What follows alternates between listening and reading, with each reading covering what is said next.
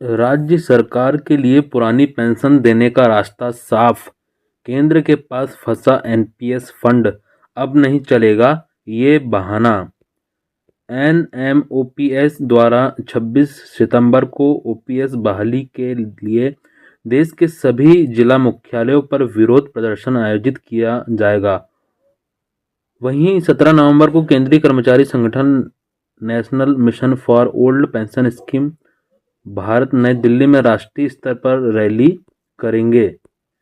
पुरानी पेंशन बहाली की मांग को लेकर केंद्र और राज्य सरकारों के कर्मचारी संगठन अपने अपने तरीके से आंदोलन को आगे बढ़ा रहे हैं। केंद्र सरकार द्वारा एनपीएस में सुधार कर लाई गई यूनिफाइड पेंशन स्कीम यूपीएस लागू करने की घोषणा से सरकारी कर्मचारी संतुष्ट नहीं हैं।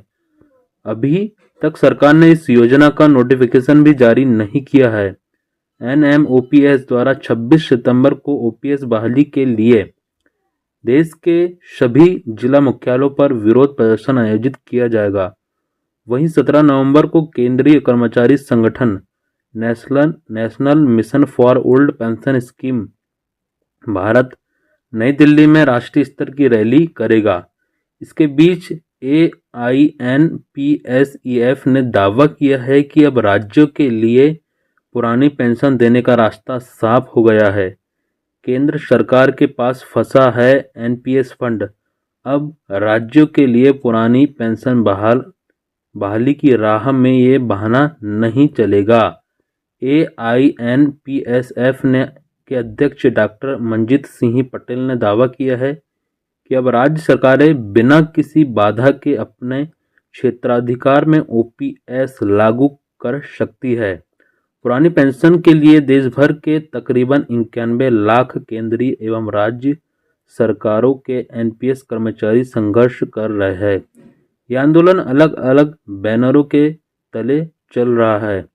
ओल्ड पेंशन की मांग के चलते प्रदेश भी केंद्र सरकार ने एनपीएस में 2 बड़े बदलाव किए थे। पहला 1 अप्रैल 2019 को सरकारी अंशदान 10% से बढ़ाकर 14% करना है और दूसरा सेवाकाल के दौरान डेथ या डिसेबिलिटी होने पर ओल्ड पेंशन की तरह यानी अंतिम बेसिक सैलरी और महंगाई भत्ते का 50% फैमिली पेंशन देना था।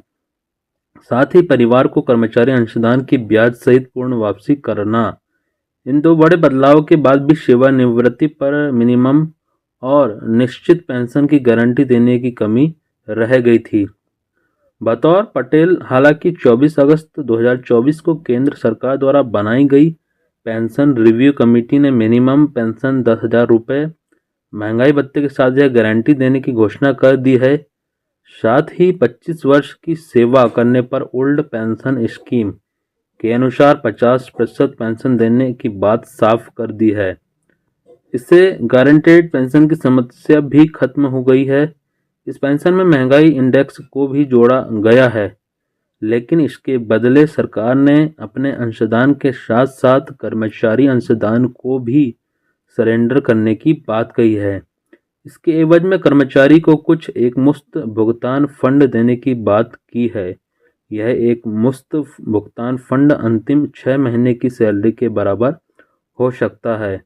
भले ही केंद्र सरकार ने कर्मचारी अंशदान को भी सरेंडर करने की बात कही है, लेकिन इससे राज्य सरकारों के लिए पूर्ण रूप से ओपीएस बहाल करने का रास्ता खुल गया है। कई राज्य सरकारें जैसे पंजाब, कर्नाटक, आंध्र प्रदेश आदि अब तक पुरानी पेंशन की बहाली न कर पाने के पीछे एक बड़ी वजह का हवाला दे रही है।